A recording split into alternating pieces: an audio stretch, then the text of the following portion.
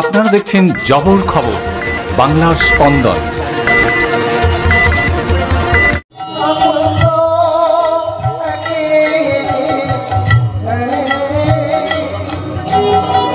জয়নগরে দীনকৃষ্ণ ঠাকুরের অনুষ্ঠানকে ঘিরে উত্তেজনা। দেবদেবী নিয়ে বিতর্কিত মন্তব্যের বিষয়ে প্রশ্ন করতে গেলেই সনাতনীদের উপর হামলার অভিযোগ।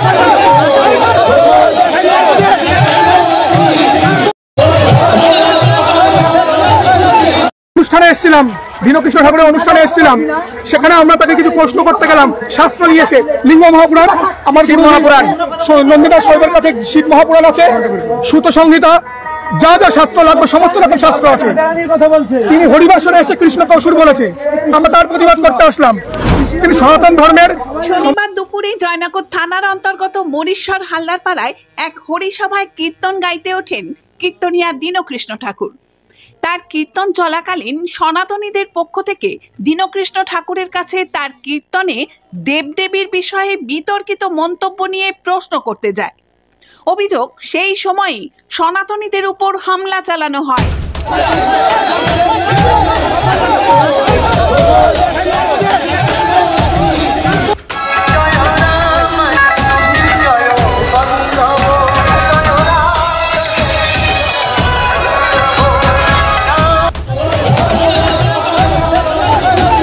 অনুষ্ঠানে এসেছিলাম, দীনকৃষ্ণ ঠাকুরের অনুষ্ঠানে এসেছিলাম, সেখানে আমরা তাকে কিছু প্রশ্ন করতে গেলাম। শাস্ত্র নিয়ে এসে লিঙ্গ মহাপুরাণ, আমার শিব মহাপুরাণ, নন্দিতা শৈবের কাছে শিব মহাপুরাণ আছে, সুত সংহিতা, যা যা শাস্ত্র লাগবে সমস্ত রকম শাস্ত্র আছে।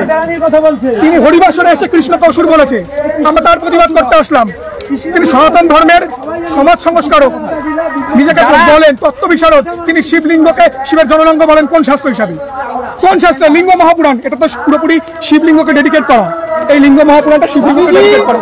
এখান থেকে একটুখানি প্রমাণ করে না যে লিঙ্গ মানে শিবের পুরুষাঙ্গ।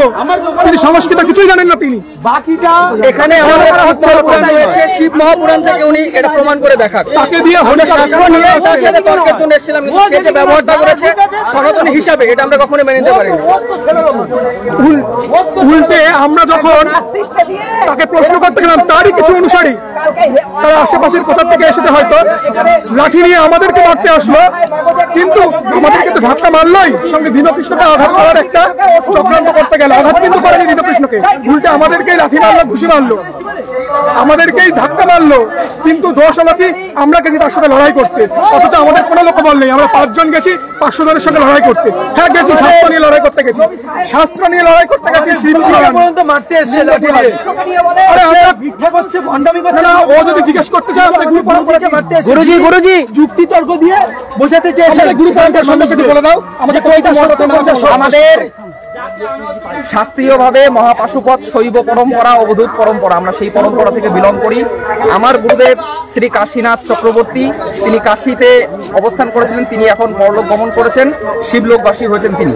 তার নির্দেশে আমি এই ধর্ম প্রচার করছি। আমি একজন গৃহী মানুষ, আমার একটা অন্য রূপও আছে, আমার আসল নাম হচ্ছে কৌশিক রায়, কিন্তু আমি শুধুমাত্র পরমেশ্বর শিবের ওপর বিশ্বাস রেখে আমার গুরুর নির্দেশে আমি শুধুমাত্র মানুষের কাছে নিঃস্বার্থভাবে পরমেশ্বর শিবের নাম প্রচার করি। এছাড়া আমার দ্বিতীয় অন্য কোনো উদ্দেশ্য নেই।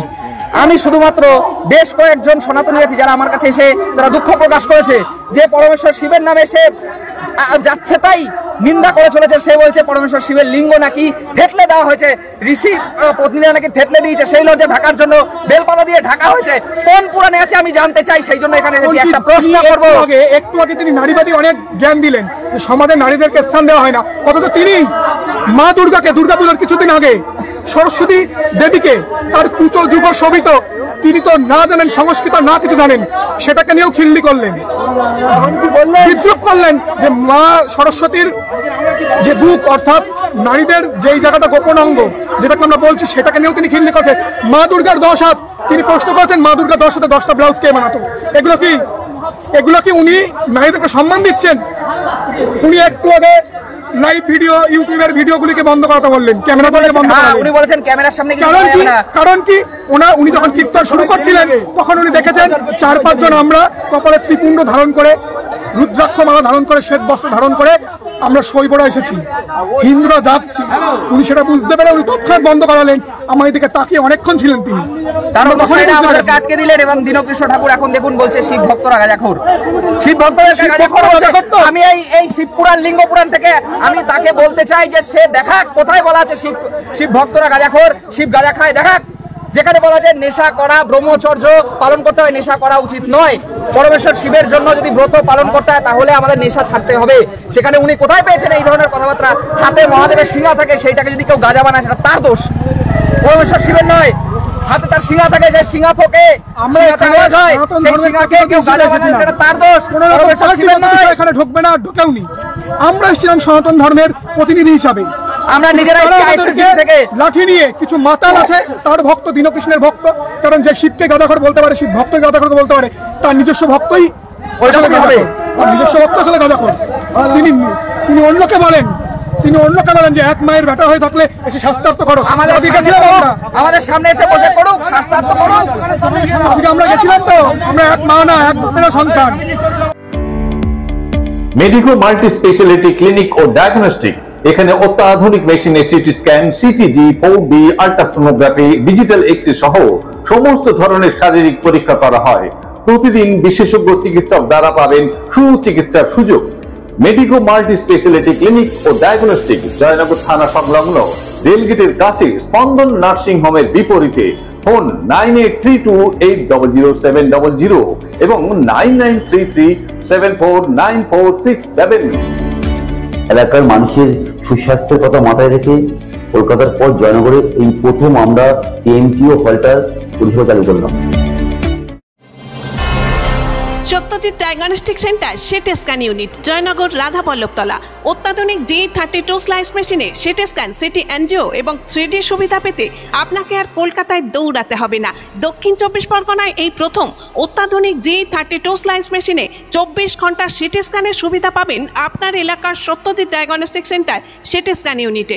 সিটি স্ক্যান বুকিং এর জন্য ফোন করুন এই নাম্বারে 9547475227 এবং 9733870691। Satyajit diagnostic centre, CT scan unit, Joynagar, রাধাপল্লবতলা।